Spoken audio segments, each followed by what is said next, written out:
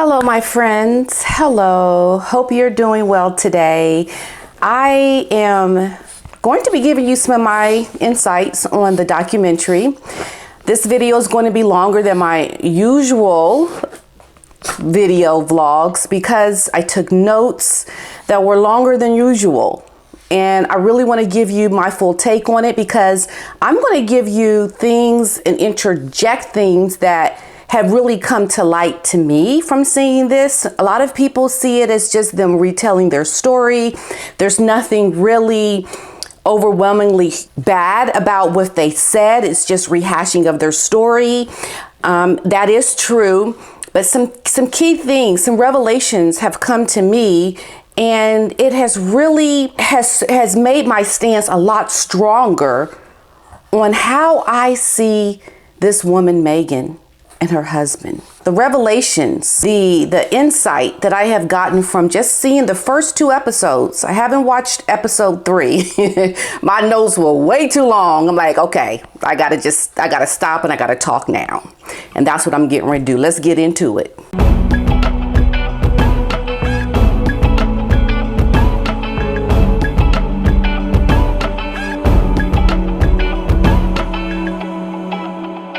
I'm going to take you through different parts of the documentary that I've actually watched, and then I'm going to give a comment, and I'm going to try to weave together the information that was revealed to me. Because a lot of times when you can go back and see something later after you've already seen it once, you can see it from a different perspective because you know what's getting ready to come. And that's what's happened with me. First off, a lot of people are saying, and I even have to agree, that it is a beautifully shot docu-series reality show. It looks good. These are professional people. They're doing their job. Okay, they paid these people, Harry and Meghan, a lot of money to have their story told.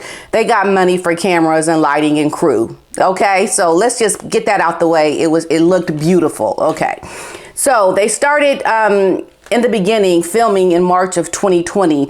This was when they actually made the decision to go to the States. This was during the height of the coronavirus. This is when they actually started filming. Now think about this.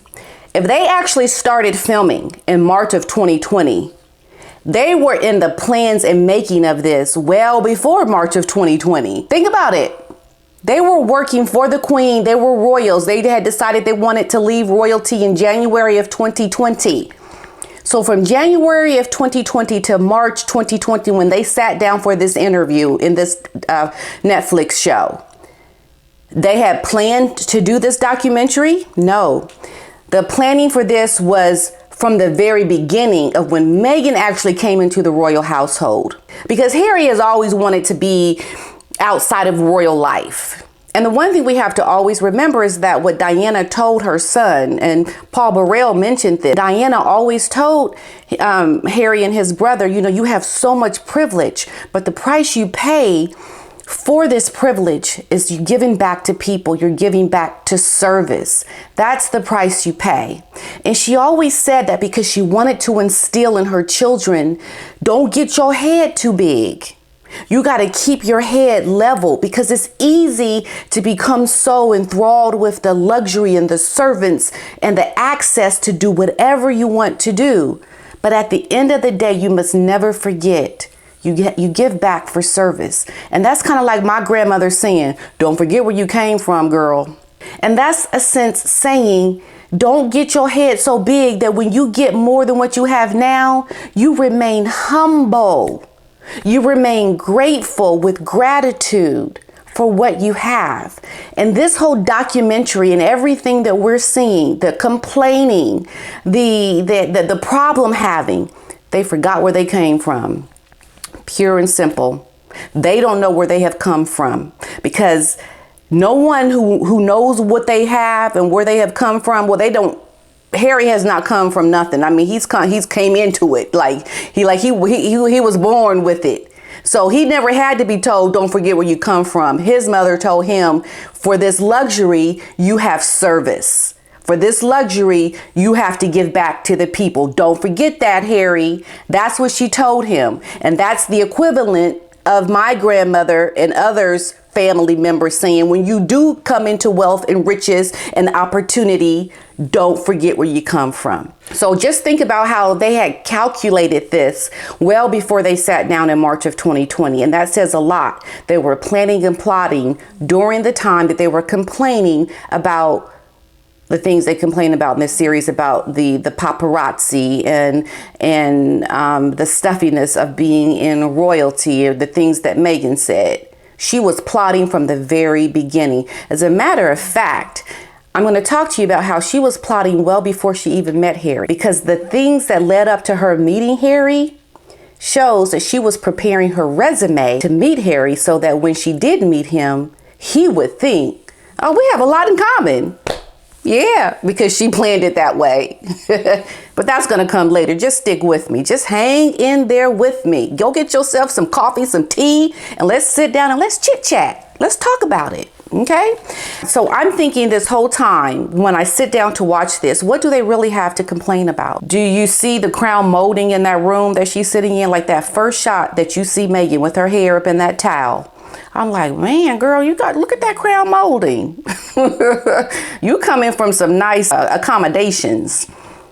I don't think I would be complaining about anything if I saw some roaches on the wall and I saw like the walls all dirty and crazy and all kind of nonsense going on around her. I'd be like, okay, what she got to say? Because I know her life is interesting. Look behind her. But when I look behind her, I see complete luxury and access. I'm like, girl, what you got to say? That is so bad. And then she has this really long pause and she's like, she doesn't know what to say. I'm like, that's right. You don't know what to say because there ain't nothing to complain about, woman. Nothing to complain about. You really are in a position where you don't really have a right to publicly complain. Not to say that people that come from wealth and privilege don't have problems and need to complain. I'm not saying that. But this whole boo-hoo fest, woe is me, in a documentary where, excuse me, you got paid millions of dollars to talk about? Okay, what's the problem? What is the problem? Essentially, they're getting paid to complain. They're getting paid to talk about the problem. So essentially, you like kind of happy you had these problems, because if you didn't, you wouldn't be able to sell it to Netflix. Am I right? So it's like, oh, this is so terrible what's happened to me. But I'm glad it did, because I got a story to tell. That's what I see. That's what I see. I mean, I'm not saying that you don't have problems, but my goodness, girl, can you just look on the bright side of things ever? Oh, and there's another key moment where you knew that Meghan knew who Harry was. Yes. Okay, so this is the part, you guys. This is so key.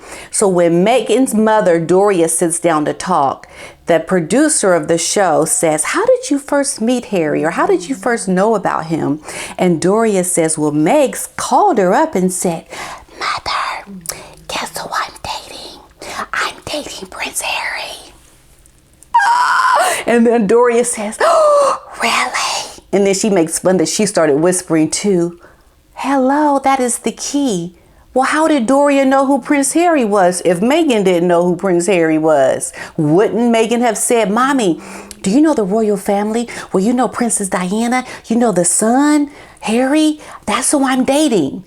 That's not what she said. She said, I'm dating Prince Harry. Then tell me, how did Doria know who Prince Harry was? She knew who Prince Harry was, just like Meghan knew who Prince Harry was. A lie, yet again, exposed in the little subtleties of the stories that they tell. Doria saying that and being surprised that she is now with Prince Harry from like off the bat tells you people knew who Prince Harry was. And so did Meghan. So, the lie gets further and further. It's more revealed to us. She knew. She says they are destroying us. No, they're destroying you wanting to be self-empowered and to be the superstar of the royal family, which you will never be. And there was a key moment in this docu-series reality show where it was revealed to me. I'm going to get there. Hang with me, folks. Just hang with me. And it was because she had so much interest in her that she was like, wait a minute, hold up. I can commercialize this. I can make more money out of this, because look at all those photographers out the window waiting to talk to me. While she is complaining about this is what I'm thinking. She is trying to find a way to put all these problems of the press in a package that she can sell. That is the Netflix deal. And then the first thing that comes out in the very beginning, Harry says anyone in his situation would have done the same thing. Surprise, Harry. No, they would not. And when I hear him speak, I can see his vulnerability. I can see how someone like a Meghan could persuade him to do the plan. And the plan really is Meghan's idea. But she planned it and she tailored it to meet his need that he had always had. She is the director of this whole Megxit. He is playing along, giving her access to the keys to do the Megxit. Just from hearing him speak, you can see how she persuaded him, because without her, he would never have gone to Los Angeles. If anything, he would have gone to Africa, because that's where his true love was. This is where he grew into learning about his identity and how he needed to be better. And it was through his volunteering and service while living in Africa, doing community service, that he grew into the appreciation and the better version of Harry. He would have not gone to Los Angeles. Harry perpetrating like Diana was similar to his now wife is a falsehood that Harry is trying to convince himself. He was like, yeah, she's like my mother. Yeah, she's like my mother. Let me just keep saying it to convince myself and others. She's a lot like my mother. My mother is a lot like my wife. My mother is a lot like my wife. No, she ain't, Harry. And no matter how many times you try to say it or try to convince us in this docu-series reality show, there's no similarities. You are fooling yourself. And my whole thing is that the royals, they did better by Meghan because they did not want to make the same mistakes that they knew they made with Diana. But Harry and Meghan, through this whole documentary, want to try to make you believe that Meghan is dealing with the same thing that Diana dealt with. And it's not true. The press has changed. The press does not ever do intrusive photos. They never do things that are compromising with the children's safety, with the safety of the people they're photographing. It's on a different playing field now. Things have changed. And the only reason why Harry was getting a lot of press attention during the time that he complained about it in this show is because he was off the chains crazy. He was, the drugs, the anger that he had, the immaturity that he was going through. The press wanted a story, and Harry was there to give it to them by even attacking the paparazzi. So to complain about the paparazzi during this time and making it similar to your mother's life is not the same thing, because you fueled it by your actions. And that's the biggest problem right there. They never talk about how they did wrong themselves. And the only way to really get people to be sympathetic to you and your story is when you're able to also acknowledge when you too have done wrong. You cannot tell me that they have always been the victim and never set a foot wrong. Have they ever looked at the things that have happened to them from the institution's point of view? Did they acknowledge that in this docu-series? They did not. And the biggest way to grow and to be a better person is to be completely honest with yourself and acknowledge when you too have not been the best. The attacking of other people on them, they are the constant, perpetual victims. Something is wrong with that. And I can see the royals as wanting to do better by integrating different cultures into the royal family. This is why they even allowed Meghan to marry into this family. And this is why I'm so disappointed in Meghan as an American, as an actress, because she herself talked about how that was the biggest problem marrying into the royal family was the the stereotype of what a typical actor was that made it difficult for her marrying into the royal family. Well, if that was the case, why did you show a side of yourself to make their stereotype of what they thought an actress was be the reality? She didn't step up to dispel their stereotyping. She lived up to it by her actions. And it's unfortunate that she could not be the better person to hang in there and to do what she knew she was going to have to do. Because let's not get it twisted. Meghan wanted to be the star. She wanted to be the star of this royal family. And she was never going to be the star. She was always going to be in the background, second best. And she couldn't handle it. And the key moment I'm going to talk to you about is coming up here. They go on to talk about, we've both sacrificed so much to be together.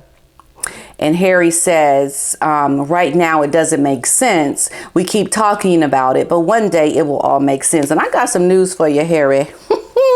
It ain't gonna make sense until you are divorced. Because that's when your eyes will open, because you will be away from this woman, and then you will finally be able to see out of your fog of stupidness, and you will know that this whole thing that you're doing right now is the mistake. That's when it will make sense to you. Right now it doesn't. That's right. It doesn't make sense. One day it will. The producer of Suits says it. She gives us the clue to why Meghan is doing what she is doing. I'll talk about it, but I want you to really grasp what I'm saying. She told her father, do not speak to your children, because if you do, I will disown you. These were the words that Meghan said to her father. So because she could not have what she wanted from her father, because her father is not going to disown his children. And how dare you even ask that question? What kind of person is so entitled and so full of themselves that they would want their own father to disown the life he had before her? The story is not told enough. And I'm going to keep saying it because it needs to be felt by the people that look at this couple and think that they have had problems and that they are the victims. No, they created victims. They created victims. They're not showing you a side of themselves that shows that they have also contributed to the problems that they have. And they're not showing you how they themselves have been the exact same example that they are trying to say is harassing them. You have to speak about it because it is appallingly egregious that you would even ask this question to your father. Daddy, will you please get rid of your children? Because I cannot speak to you if you're going to continue to speak to them. Because as long as I have you in my life, I have to also have them in my life, Samantha and Thomas Jr. I don't want Samantha and Thomas Jr. in my life. So when he didn't say he would do what she wanted, she said, okay, Daddy, I'm done with you. And she doesn't even mention him in a way that gives you the sense that this is what happened. She completely avoids it in the show. It really is a real bad case of manipulation and deception of a very high level. Harry says it should be your consent to what you share about your kids. And this is what I say to that, because he says this in the show. Like, if you don't want to have to share things that you don't want to have to share with your family, then you walk away from people paying your bills. See, this is what it means to be a grown up. You say, I don't want to accept what I have to do to have these luxuries. So I'm going to not have the luxury so I can have my freedom to not share what I don't want to share. But as long as you're getting money from people and they are paying for your security and for your whatever, then you have to do what the royals have always done. You are open with the things of your life to the media for the sake of the people. And they didn't want to do this, but they still wanted the money. Now, I'm going to just give you an example. A real life in the average person's kind of home example. You are at home living with your parents. And your parents are essentially like the taxpayers. They're the people, paying your way, doing what you do because, you do what you do as a public servant because the people pay for you to have this luxury. And so you pay to the servants. It's no different than living at your parents' home and your parents tell you what the rules of the home are. And if you don't want to live by the rules, then you get your butt out of here.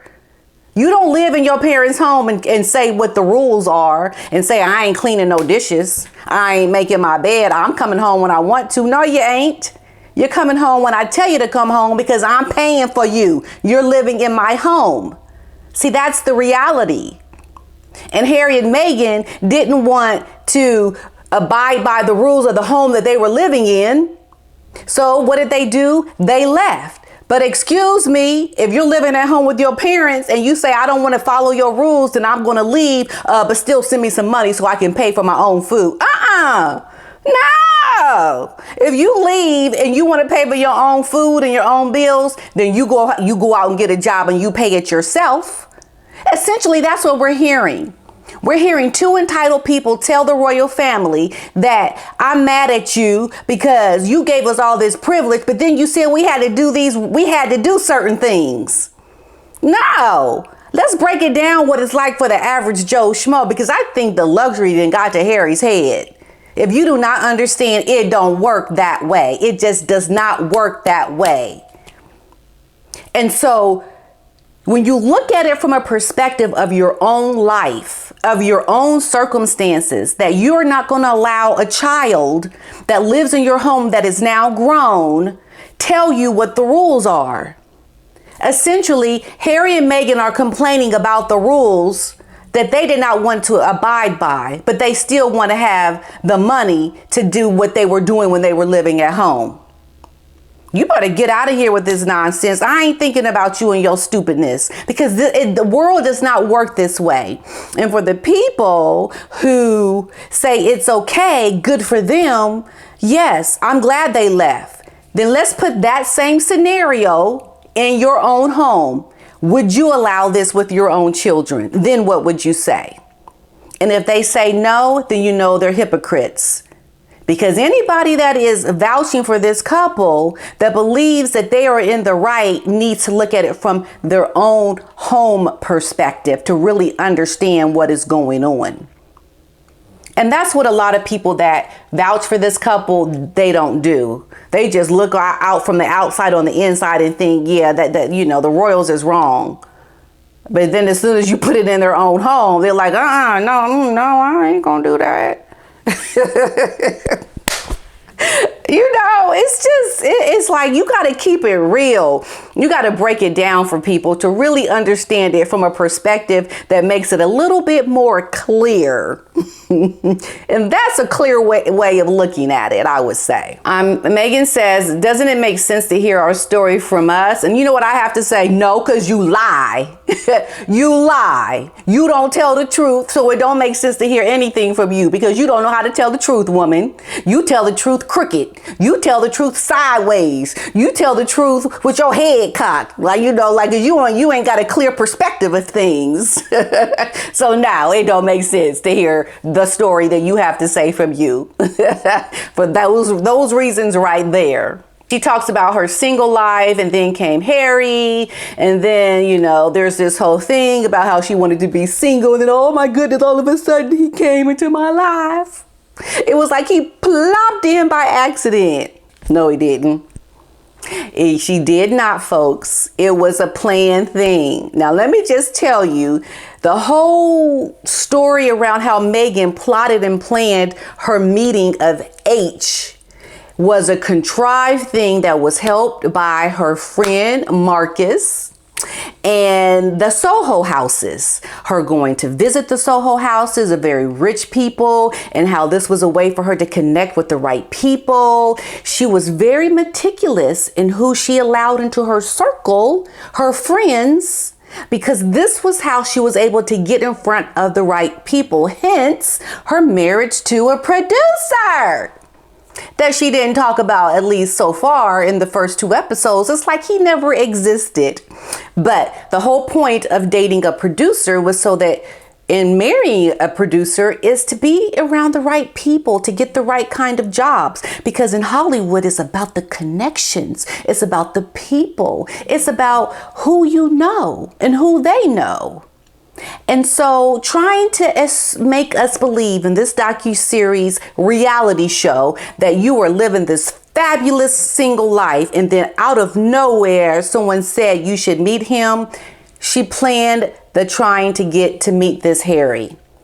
As her friend Liz Condi says, she wanted to be introduced to a wealthy white British man. Her friend at the time told us this.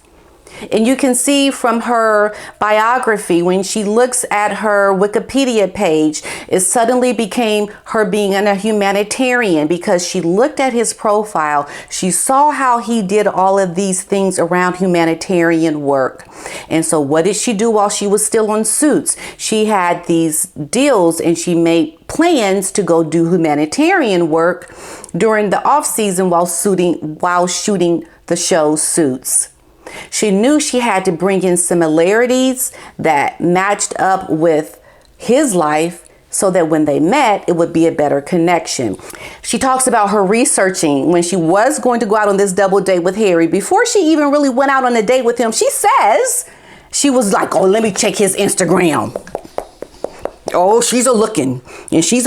Oh, yes, I see. I'm plotting and planning. I'm going to go to Africa.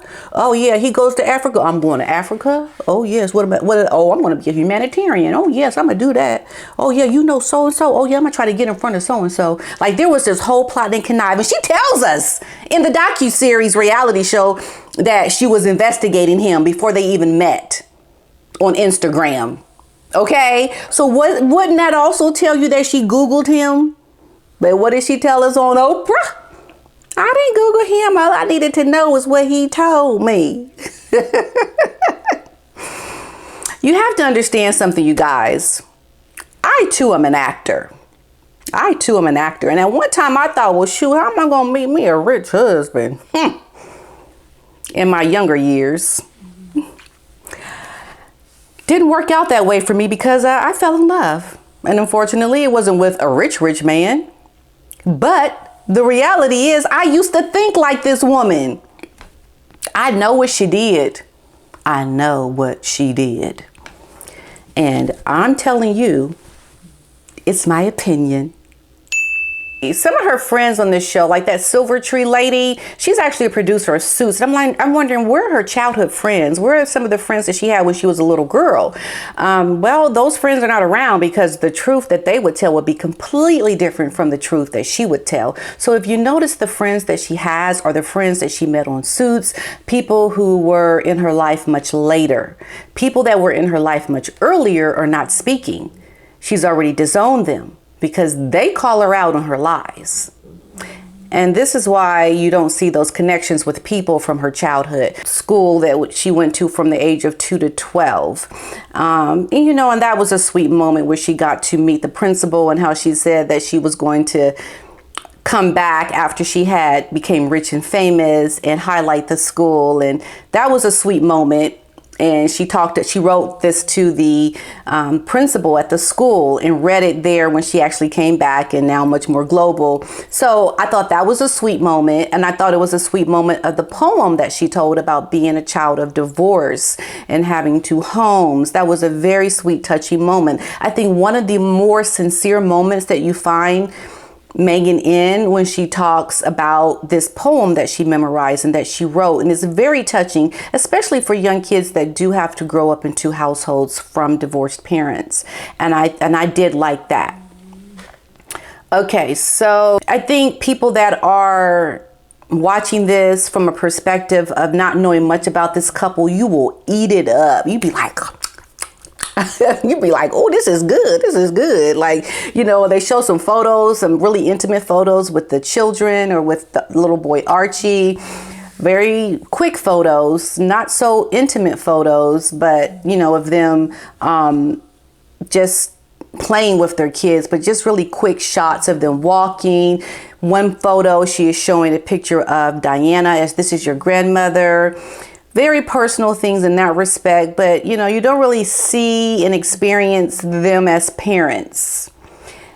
And I think that would have been a lot more of an insight look that would be more warm to people to watch, because they don't show their children a lot. And seeing how they interact and play with their children would be really, something nice to put in there. And not something like really quick. Because like in the intro, you see them throw the baby up, like these really quick shots, but you don't really get the full experience of them as parents.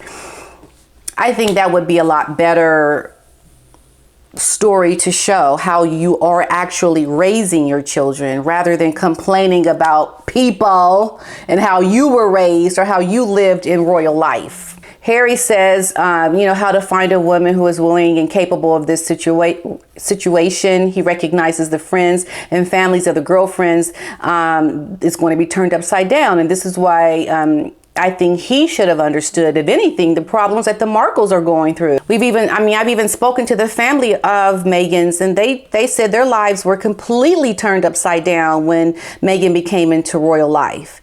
And Harry really should have pressed his wife to have his family taken care of, because the intrusion into the lives of Meghan's siblings and father was unbearable. No wonder Mr. Markle had this situation, this whole mix up with the paparazzi and, trying to make himself look more presentable, because they just did not know how to navigate this life in the constant media. And Harry should have really pressed, no, woman, we're going to go get your family some help, because this is difficult to deal with. And I feel like he doesn't really put his foot down enough to really show his wife, look, you have got to take care of your friends and your family who are now going to have their privacy invaded. It's the right thing to do. But, Meghan, she denied it all. She wouldn't allow it. That's wrong. And I think also Harry being a gentleman, be a gentleman. Go meet your future father-in-law. Ask for her hand in marriage. Mr. Markle wanted Harry to do this. He never did. It's disingenuous of Harry to try to portray himself as this gentleman, someone who's going to protect his children and his wife, and you don't go meet the man who is the father of your wife. You don't meet him, and you don't meet the siblings, you don't meet the people in your wife's life when she was growing up. But you met none of them, but yet and still, you believe that you have married the right woman. Oh, how we are completely blind to the realities of your situation. Yes, you are blinded, because you rely on everything she tells you. You don't go see the people that were in her life growing up. You don't get to talk to the people that really can tell you what your wife, girlfriend, fiance is really like. All you have to go on is what she tells you. And the new people in her life tell you. This is his mistake. Spending this time in Africa alone, getting to know each other, was nothing but a magic show for you, Harry. It was magic. But you know what she did? She created the magic. She was like, okay, this is what I am, Harry. And she knew what it was. She typed it up. I'm this, I'm that. I'm all of these wonderful things. And then she regurgitated that information to him while they were alone in Africa. And suddenly Harry said, ta-da, we know each other. I know you more now than ever, because we were able to allow the press outside of our intimate relationship. I love you. Will you marry me? And then they allowed the press in. Excuse me, Harry, you mean to tell me you think you know this woman because you were alone with her in Africa and you guys got to really know each other? She knew you way better than you thought she knew you, and you knew absolutely nothing about her. You knew nothing. And, Meghan mentions also in the documentary that people wrote books about her that don't even know her. Oh, yeah, they do, because they know your friends. They spoke to the sources. They spoke to the people that knew you. This is how they know you, because see, She knows the fake person she's created because she doesn't want to see herself that way. She wants to see herself as the fantasy that she has written up in her head. And this is who she believes she is. This is why when we see her a lot of times, she appears very fake. Her smile sometimes doesn't look authentic. It's because she is playing a role. She is playing the created Meghan Markle that's in her head, the one that would attract a prince. She's not being the person that people know her as. This is why it's easy for her to say, how can people write books about you that don't even know you? Well, because they talk to the people that do know you. And I think people, it's so funny because I'll speak to my cousins and they'll tell people about what I was like when I was younger. And I'll be like laughing my head off like, that is so true. Oh my goodness. Like they know me. They know how I know how I was. Just because I hear what they say, I'd be like, oh, that's right. I did do that, didn't I? And I'm like, oh my goodness, I can't believe I was like that. Because in my own mind, I'm thinking I'm this way. But then when I hear people tell me about how I was growing up, I'm like, oh my goodness, I did do that, didn't I? You see, and this is what Meghan doesn't want people to know about her, especially Harry. So that was very, very revealing to me. And I think when Harry talks about comparing, Meghan to Diana, I think that's an abomination. That is a sin. There's something wrong with you. You better go somewhere with your nonsense, because you trying to compare your wife, Meghan, to Diana, Princess of Wales, is an abomination to the highest level. You don't go there. That is wrong on all levels. Harry, you talk about how you really didn't know your mother because she died when you were so young. And this is how I know you don't know that your mother was like your wife now, because you didn't even really know your mother. You even said it. So how can you compare your wife to Meghan? All you really know of your mother, Harry, is the pictures and the things that you have seen from footage.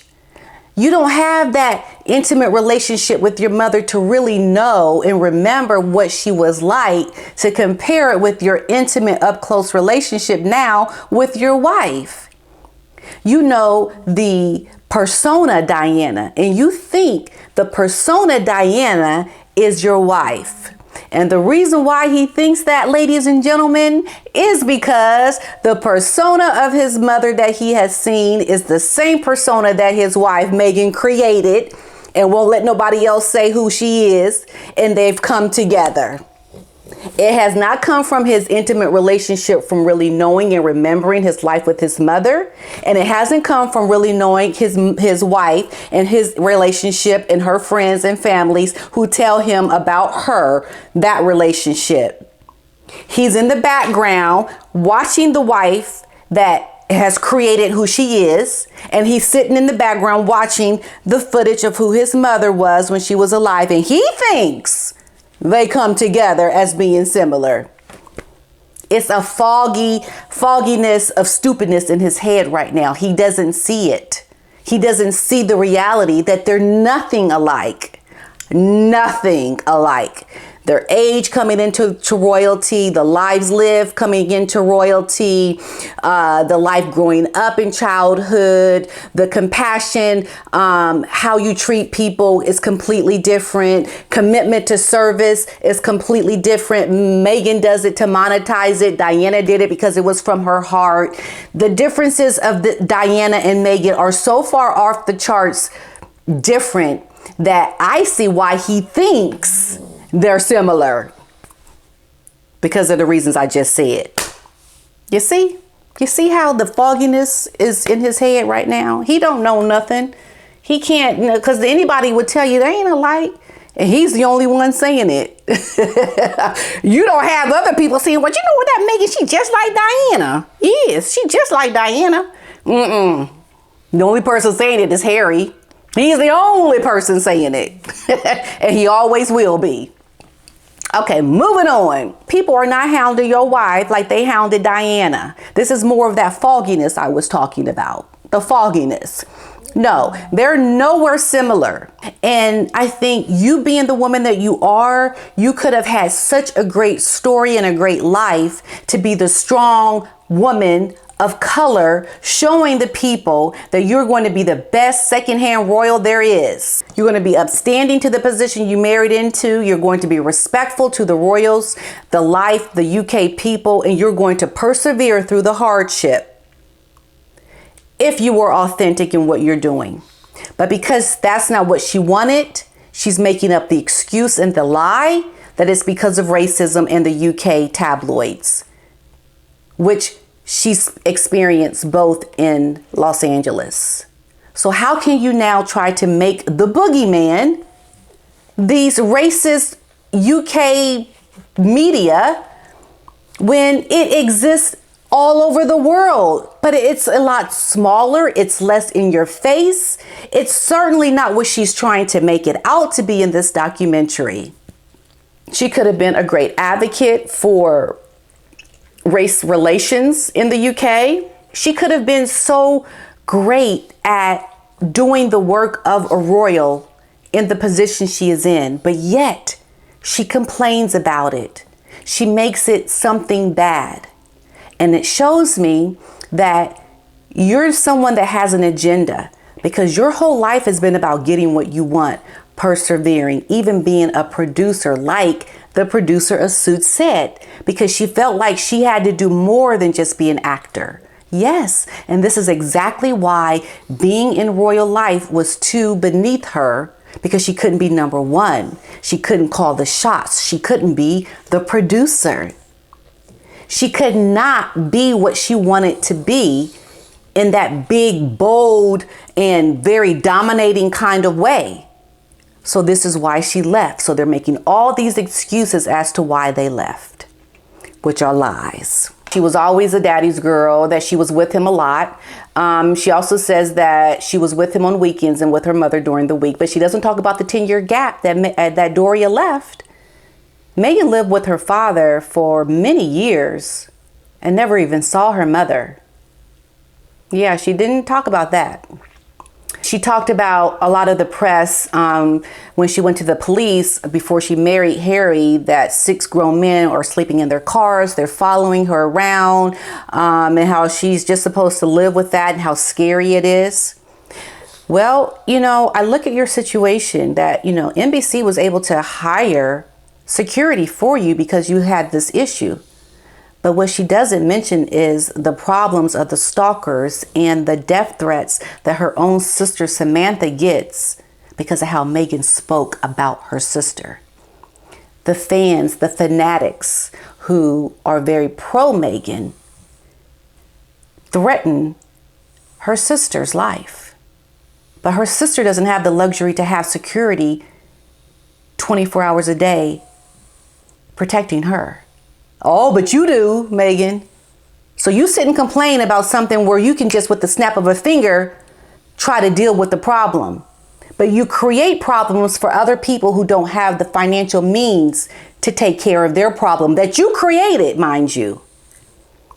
So you see how the deception and the not so nice side of this couple is coming out by what they don't say. There are big problems that Meghan has created for her sister Samantha, who is disabled, mind you, confined to a wheelchair. But see, Meghan has the means, the financial means to get security, to have people round the clock watching her, protecting her.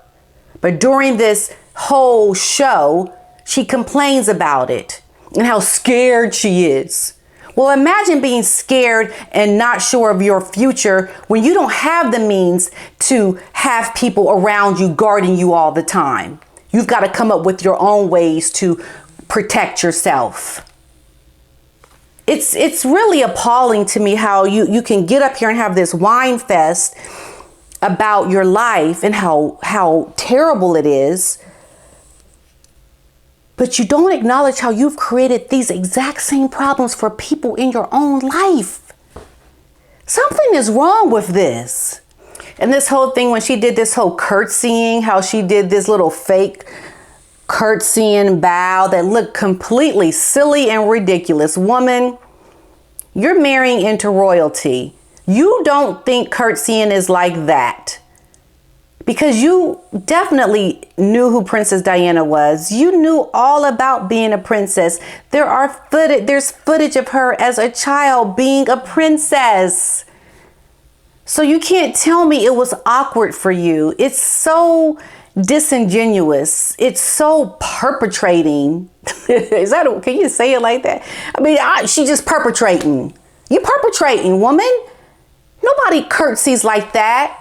And Harry's looking at her, woman, stop it. Just stop. You just off the chain, stupid, with your nonsense. Harry talks about finding Meghan like it's a needle in a haystack, because she fits everything that I wanted in a woman. Yeah, so says Harry in his fog of stupidness. All of this began in 2015. She finally got what she wanted and married the man for his children. And yeah, poor Harry. You think you're telling a story that's going to end well for you. Sadly, it's not.